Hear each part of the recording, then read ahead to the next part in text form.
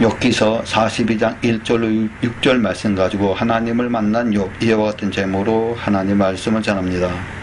우리의 삶 속에서는 만남이 중요합니다. 누구를 만나느냐에 따라서 우리의 삶이, 우리의 생활이 바뀌게 되는 것입니다. 이전에는 모든 삶 속에 내 마음대로 내 자신 속에서 모든 것들을 결정하였지만은 예수 그리스도를 믿는 하나님의 자녀들에게는 진정한 누구를 만나고 누구를 섬겨야 되고 또 누구를 의지해야 되는지 그것이 가장 중요하다는 사실을 우리는 믿으시기를 바랍니다. 그래서 오늘 말씀 보게 되게 되면 욥기서 42장 1절로 6절 말씀 보게 되게 되면은 욥이 하나님 앞에 자신의 의로움을 계속 주장하고 마지막으로 욥기서 42장 1절로 6절의 말씀에 고백하는 내용이고 하나님에 대해서 더욱더 신뢰하고 믿고 나가는 그러한 장면입니다. 욥이 하나님 앞에 자신의 의로움을 계속 주장합니다. 그러나 하나님은 폭풍 가운데 욥에게 나타나서 직접 욥에게 여러 가지 질문들을 하시기 시작합니다. 하나님께서 폭풍 가운데 욥에게 나타나셔서 여러 질문들을 연이어 하십니다. 여기에서 먼저 생각해 보아야 할 것은 하나님께서 이같이 하신 이유입니다. 이런 무엇을 가르치시기 위해서 하는 것입니다. 그것이 무엇인지 생각하면 하나님께서 욥에게 하신 질문들을 알아야 되고 보아야 되는 것입니다. 폭풍 가운데 나타나신 하나님께서 욥에게 제일 먼저 하신 말씀입니다. 욥기서 38장 1절로 3절 보면 때에 여호와께서 폭풍 가운데서 욥에게 말씀하여 가라사대 무지한 말로 이치를 어둡게 하는 자가 누구냐? 너는 대장부처럼 허리를 묶고 내게 묻는 것을 대답할지니라. 아멘. 욥, 내가 스스로 의롭다고 말하는데 과연 내가 그토록 의롭고 대단한다면 대장부처럼 허리를 묶고 지금부터 내가 묻는 것에 대답해 보라고 말씀하십니다. 그리고 이어져서 욥기서 38장 4절로 6절 말씀 보면 내가 땅에 기초를 놓을 때 내가 어디 있었느냐? 내가 때따라 알았거든 말할지니라. 누가 그 도량을 정하였었는지 누가 그 중성을 그 위에 띄웠었는지 내가 아느냐? 그 주처는 무엇 위에 세웠으며 그 모퉁이를 바로 돌은 누가 놓았느냐? 아멘. 이는 지구와 우주 공간에 어떻게 떠 있는지 묻는 것입니다. 땅에 기초를 놓으실 때에 내가 어디 있었느냐? 누가 그 크기를 정하였느냐? 지금의 주처는 무엇에 위에 세웠으며 그 모퉁이 돌은 누가 놓았느냐? 알거든 대답하라는 것입니다. 쉽게 말하면 하나님께서 지구를 창조하실 때에 내가 거기 있어 벽돌 한 장이라도 놓았느냐? 그렇지 못하면서 어찌 나 여호와 앞에 스스로 의롭다 하느냐는 것입니다. 하나님은 이 질문을 통해 태초에 땅의 기초를 놓으신 분이 여호와 하나님이신 것을 기억하게 하셨습니다. 그래서 계속해서 여호와 하나님께서 욥에게 질문합니다. 38장 8절로 11절에 보면은 바닷물이 태에서 나온같이 넘쳐 흐를 때에 문으로 그것을 막는 자가 누구냐? 그때 내가 구름으로 그 의복을 만들고 흑암으로 그 강보를 만들고 경한을 정하여 문과 빗장을 빗들고 이르길 내가 여기까지 오고 넘어가지 못하리니 내 교만한 물결이 여기 그칠지니라 하였노라 하며 태풍이 불 때나 장마철에 비가 조금만 많이 와도 강물은 쉽게 봄납니다. 전도자 솔로몬의 말처럼 모든 물이 바다로 흘러가고 있지만 지금까지 바닷물은 넘치지 않고 있습니다. 그러면 바닷물은 어떻습니까? 전도서 1장 7절의 말씀 보면 모든 강물은 다 바다로 흐르되 바다를 채우지 못하며 어느 곳으로 흐르든지 그로 인하여 흐르느니라. 아멘. 이 수수께끼 같은 바다의 신비에 대해 하나님은 욥에게 말씀합니다. 바닷물이 태어나서 태에서 나온같이 넘쳐 흐를 때에 문으로 그것을 막는 자가 누구냐? 나 여호와가 바다에 바로 한계, 계한, 땅의 경계를 정하여 문과 빗장을 만들고 바닷물로 넘치지 못하도록 명하노라. 이는 누군가가 바다의 계한, 땅의 경계를 정하여 넘치지 않도록 막고 있기 때문인데 그가 누구인지 알거든 말하라는 것입니다. 다시 말해 오직 여호와께서 바다에 경계를 정하여 넘치지 못하게 막고 계신다는 것입니다. 바다의 경계를 정하여 넘치지 못하도록 막는 것은 절대로 사람의 힘으로 할 수 없습니다. 다시 말해 오직 여호와께서만 그 일을 하실 수 있다는 것입니다. 욥기서 38장 22절로 23절의 말씀 보게 되면 내가 눈 곳간에 들어갔었느냐 우박 창고를 보았느냐 내가 환난 때와 전쟁과 격투의 날을 위하여 이것을 저축하였노라. 아멘. 이런 무슨 뜻입니까? 눈과 우박을 만든 이가 누구며 그것이 어디에 쌓여 있다가 땅에 내리는지 알거든 대답하라고 말씀합니다. 그러면서 이는 하나님께서 환난의 때와 전쟁과 격투의 날을 위하여 저축한 것이라고 말씀합니다. 하나님께서 천지 만물을 창조하실 때에 넷째 날에 해, 달, 별을 만드시고 그것으로 밤과 낮을 주관하게 하셨습니다. 즉 밤이 지나 새벽이 오고 새벽이 지나 아침이 오는 것 또한 하나님께서 세우신 자연의 바로 질서에 따른 움직임이라는 것입니다. 그래서 욥기서 38장 22절 23절에 또 내가 바로 곳간에 들어갔었느냐 우박 창고를 보았느냐 내가 환난 때와 전쟁과 격투의 날을 위하여 이것을 저축하노라. 아멘. 내가 눈 곳간에 들어갔었다면 우박 창고를 보았느냐라고 합칩니다. 그러면서 이는 하나님께서 환난의 때와 전쟁과 격투의 날을 위하여 저축한 것이라고 말씀하십니다. 이것이 정말 사실일까요? 요한계시록 8장 7절의 말씀 보면은 첫째 천사가 나팔을 부니 피 섞인 우박과 불이 나서 땅에 쏟아지며 땅에 3분의 1이 타서 사이고 수목의 3분의 1도 타서 사이고 각종 푸른 풀도 타서 사이더라. 아멘. 요한계시록에는 7인과 7 나팔과 7 대접이 나옵니다.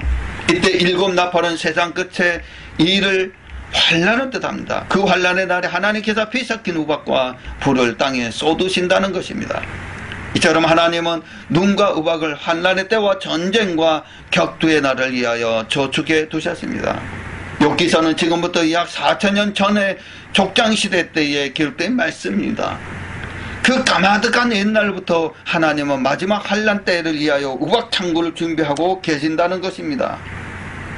계속해서 욥기서 38장 24절로 30절의 말씀 보게 되면은 광명이 어느 길로 말미암아 뻗치며 동풍이 어느 길로 말미암은 땅에 흩어지느냐 누가 폭우를 위하여 길을 내었으며 우리의 번개 길을 내었으며 사람 없는 땅에 사람 없는 광야에 비를 내리고 황무하고 공허한 토지를 축축하게 하고 연한 풀이 나게 하였느냐 아비가 있느냐 이슬 방울은 누가 낳았느냐 얼음은 네 태양에서 낳느냐 공중의 소리는 누가 낳느냐 물이 돌같이 굳어지고 해면이 어느니라. 아멘.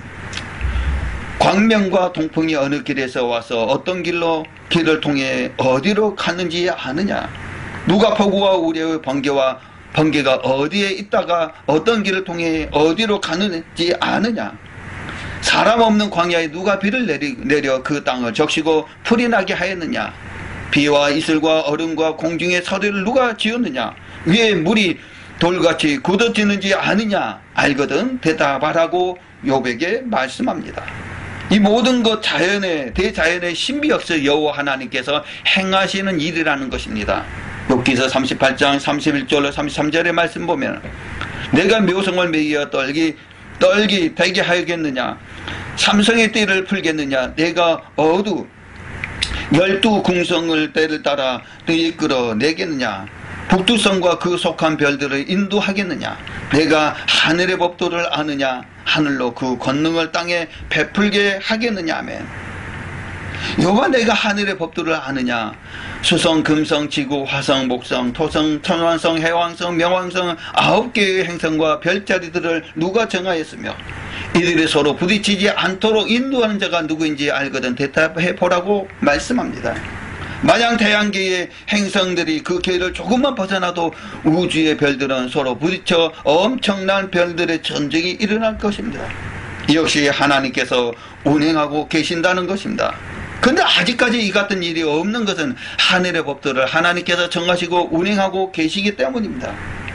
그래서 욥기서 38장 39절에 41절의 말씀 보면은 내가 암사들 위하여 식물을 사냥하겠느냐, 젊은 사자의 식량을 채우겠느냐, 그것들이 구리에 엎드리며 잘림에 누워서 기다릴 때이니라.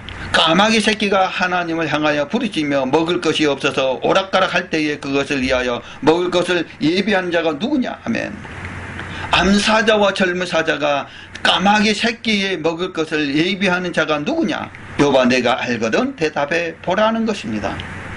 암사자에게서 까마귀에게 이르기까지 야생동물 하나하나를 위해 먹을 것을 예비하고 주관하신 분도 바로 하나님이시라는 것입니다. 욥을 향한 하나님의 질문은 욥기서 38장에 이어 39장에서도 하나님의 질문은 계속됩니다. 그러면 이 질문들을 통해 하나님께서 욥에게 말씀하시고자 하신 것이 무엇입니까? 한마디로 그것은 하나님이 어떤 분이신가를 가르치고 하나님 앞에 사람이 어떤 존재인가를 깨닫게 하기 위해서입니다. 이 사실은 하나님의 전지전능하시고 광대하신 하나님을 만나고 난 후에 능력을 깨달은 욥의 고백 속에서도 잘 나타나 있습니다. 하나님이 어떤 분이신가를 깨닫게 되었을 때의 욥의 고백을 보겠습니다. 욥기서 42장 2절로 3절 주께서 무소불능하시오며 무슨 경영이든지 못 이루실 것이 없는 줄 아오니 무지한 말로 이치를 가리운 자가 누구이니까 내가 스스로 깨달을 수 없는 일을 말하였고 스스로 알 수 없고 헤아리기 어려운 일을 말하였나이다. 아멘. 욥은 하나님께서 던지신 많은 질문들을 앞에 하나도 대답하지 못했습니다. 그리고 하나님이 어떤 분이신가에 대한 깨달음은 지난날의 의로움을 주장했던 자신의 모습이 하나님 앞에 얼마나 무지한 행동이었던가를 깨닫게 하였습니다. 오직 욥은 그 질문들을 통해 하나님은 무슨 경영이든지 못할 것이 없는 전지전능한 분이시며 우주 만물을 창조하시고 그 모든 것을 주관하시는 광대한 능력을 가지신 분임을 깨달았습니다. 아침에 광명을 한치도 길게 할 수 없고 바닷물의 넘침 앞에 철저히 무기력한 인간이 전지전능하시고 절대 주권을 가지신 하나님 앞에 그 무슨 할 말이 있을 수 있겠습니까? 하나님 앞에 인간의 지식도 능력도 의로움도 한낱 무익한 뿐입니다. 그래서 욥은 하나님의 말씀을 들을수록 자신의 무지를 깨닫게 되었고 하나님이 어떤 분이신가를 알고서는 더 이상 아무 말도 하지 못하였던 것입니다. 이와 같이 욥은 하나님의 어떤 분이신가를 알게 되었을 때에 자신이 그동안 하나님 앞에 얼마나 무지한 말을 했는지 스스로 깨닫고 회개하였습니다. 이런 욥의 깨달음은 바로 오늘 본문의 말씀 욥기서 42장 5, 6절에 고백에서도 잘 나타나 있습니다. 내가 주께 대하여 귀로 듣기만 하였었다니 이제는 눈으로 주를 배웁나이다. 그러므로 내가 스스로 하나고 티끌과 제 가운데서 회개하나이다. 아멘. 욥은 누구보다도 하나님을 잘 안다고 생각했습니다. 그런데 지난날 자신의 하나님을 알았던 것은 귀로 듣는 것에 불과했습니다. 욥은 이제는 눈으로 하나님을 직접 보는 것처럼 깊이 알게 되었다고 고백합니다. 그리고 지난날 하나님 앞에 의로움을 주장했던 자신의 모습을 스스로 한탄하며 회개하였습니다. 이는 무엇을 말합니까? 하나님을 아는 만큼 더 깊이 알면 알수록 하나님 앞에 겸손할 수밖에 없다는 것입니다. 우리는 때로는 교회 일을 하면서도 우리의 의를 내세우며 원망할 때가 종종 있습니다. 하나님의 어떤 분이신가를 알지 못할 때에는 그분 앞에 원망하고 불평할 수 있습니다. 이것의 하나님은 어떤 분이신가를 알지 못했기 때문입니다. 하나님을 안다면 그분 앞에 무릎 꿇지 않을 영혼이 어디 있겠습니까? 감히 그분 앞에 교만하고 그분이 말씀을 거역할 자가 어디 있겠습니까? 그러나 하나님의 어떤 분이신가, 즉 그분의 전지전능하심을 알게 되면 그분 앞에 겸손할 수밖에 없고 더 나아가 경외하게 될 것입니다. 우리는 욥의 고백을 통해 하나님을 아는 만큼 하나님 앞에 겸손할 수가 있습니다. 또한 마음을 다하여 성품을 다하여 하나님을 섬길 수 있다는 것을 알 수 있습니다. 바로 욥기서 38장과 39장을 묵상하시면서 하나님의 어떤 분이신가를 마음에 새기시기를 바랍니다. 그러므로 마음을 다하고 성품을 다하여 하나님을 섬기기에 우리가 먼저 해야 할 일은 애써 힘써 여호와를 아는 것입니다. 사랑하는 하나님의 자녀들이여, 지금 이 순간 여러분의 마음 한구석에 아직도 자신의 의를 내세우고 하나님을 향해 원망과 불평하는 마음이 있습니까? 그렇다면 내가 땅에 기초를 놓을 때 내가 어디 있었느냐라는 하나님의 질문을 다시 한번 되새겨 보시기 바랍니다. 그리고 절대적인 주님의 주권과 능력을 깊이 묵상하십시오. 그 하나님 앞에 자신의 존재를 한 번 더 떠올려 보십시오. 우리가 할 수 있는 일이라고는 그저 감사하고 찬양하는 일밖에 없음을 깨닫게 되실 것입니다. 오늘 저와 여러분들은 욥이 만난 하나님을 통해 창조주 하나님에 대해 자세히 알아보았습니다. 욥은 세상에 그만한 믿음을 가진 자가 없었다며 하나님으로부터 신앙을 인정받는 사람이었습니다. 그런데 그런 욥도 자신에게 환난과 고통이 오자 자신의 의를 드러냈습니다. 욥도 그랬듯이 우리는 어떻겠습니까? 물어볼 것도 없을 것입니다. 그렇다면 우리는 어떻게 해야 할까요?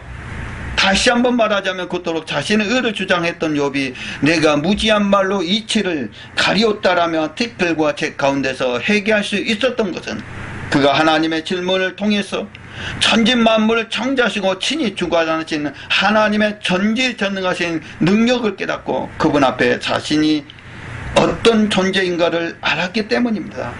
마찬가지로 우리 역시 하나님 앞에 겸손한 모습으로 마치 무익한 종과 같이 마음을 다하고 성품을 다하고 힘을 다하여 여호와 하나님을 섬기기 위해서는 먼저 하나님이 어떤 분이신가를 알기에 힘써야 합니다. 그래서 호세아 선지자는 내 백성이 지식이 없음으로 망하는도다라고 권면하고 있습니다. 호세아 6장 3절 말씀 보면 그러므로 우리가 여호와를 알자, 힘써 여호와를 알자. 그의 나오심은 새벽빛같이 일정하오니 비와 같이 땅을 적시는 늦은 비와 같이 우리에게 임하시리라 하리라. 아멘. 그러나 이것이 호세아 선지자의 권면이기에 앞서 여호와 하나님의 명령입니다. 그러므로 여러분은 항상 하나님을 아는 일에 최선을 다하십시오. 늘 말씀을 가까이 하고 기도로 깨어있어 하나님을 더 깊이 알아가시기를 바랍니다. 그리할 때 그분 앞에 우리 모습을 알게 되고 겸손할 수가 있습니다. 우리에게 그 어떤 어려움과 고통이 찾아와도 하나님을 향해 원망하지 않냐고 더 겸손히 주님을 섬기는 하나님의 자녀가 되시기를 주 예수 그리스도 이름으로 간절히 축원드리옵나이다.